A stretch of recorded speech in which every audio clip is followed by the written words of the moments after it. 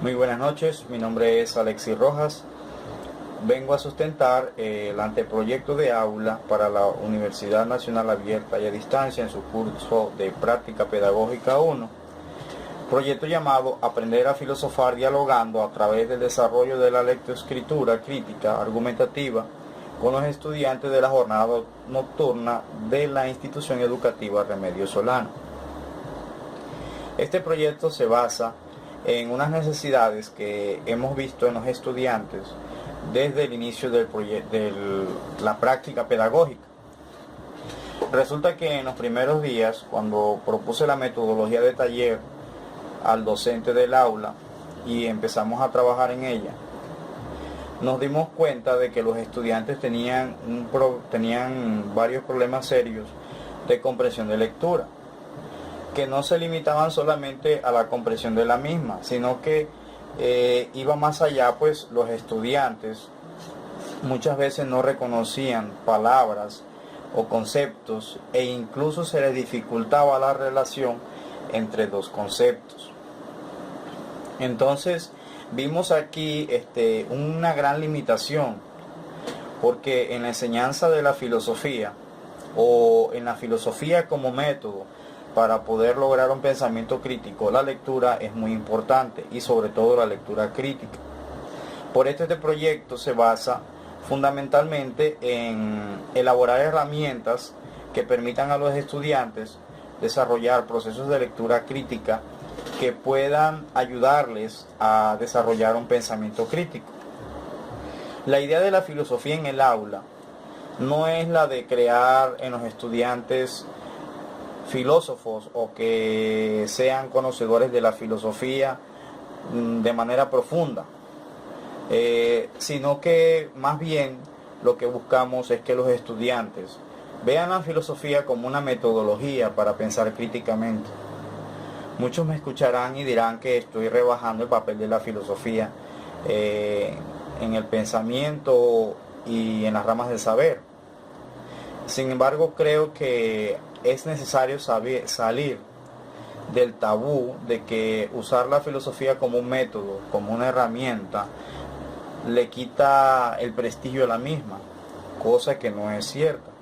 Cuando estamos en un proceso de aprendizaje crítico, la filosofía no se concibe como un conocimiento o como un saber que el estudiante va a depositar en sí mismo gracias a la explicación del docente, sino que la filosofía se entiende con una aportación para desarrollar en los estudiantes un carácter crítico, un carácter cuestionativo, un carácter de pensamiento sólido.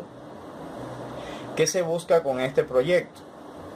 Que a partir de la superación de la limitación de lectura crítica, los estudiantes puedan llegar a tomar posición crítica frente a lo que leen, no solamente comprenderlo y transcribirlo y decir qué dice el texto y dar cuenta del texto, sino que ellos también puedan tomar una posición crítica frente al texto.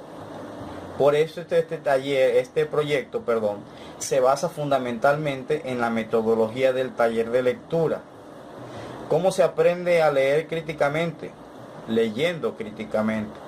¿Por qué? Porque es que la lectura crítica no es un saber o una competencia que el docente va a inyectar en el estudiante como si este fuera una tabla rasa, sino que lo que hace el docente es guiar al estudiante para que a partir de sus propias cualidades pueda desarrollar ese pensamiento crítico. Por eso el docente aporta al estudiante el material necesario por el cual él pueda desarrollar esa capacidad. Ahora bien, no se queda solamente en la lectura y en la toma de postura propia, sino en argumentarla, en tomar esa posición y defenderla frente a otros estudiantes, frente a otros pensadores, frente a otras posturas. Es decir, que hay aquí una estructura dialógica.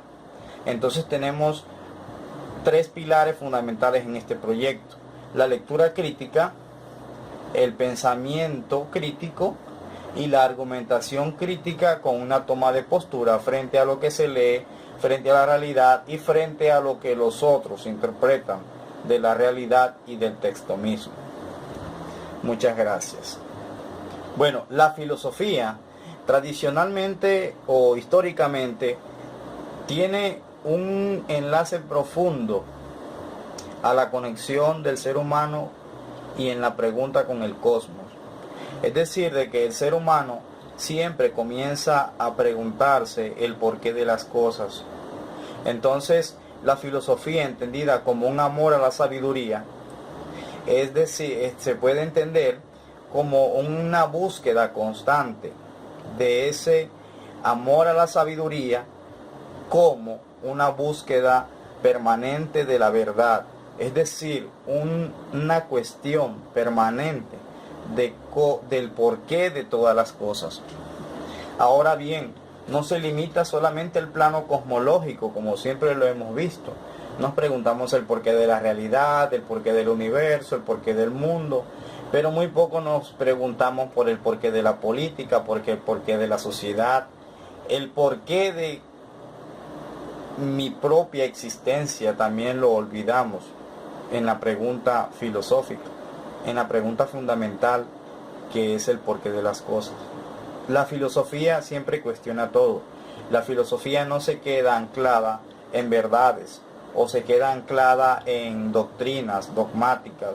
Por ello, la filosofía no es un saber que se pueda transmitir como un saber acabado, sino que es más bien un saber emancipador, que produce en nosotros una toma de postura crítica frente a aquello que se les dice. Los filósofos generalmente se caracterizan porque sus corrientes no son doctrinas que se heredan, sino que conforme van pasando los años y los siglos, todas esas posturas encuentran siempre una contraposición.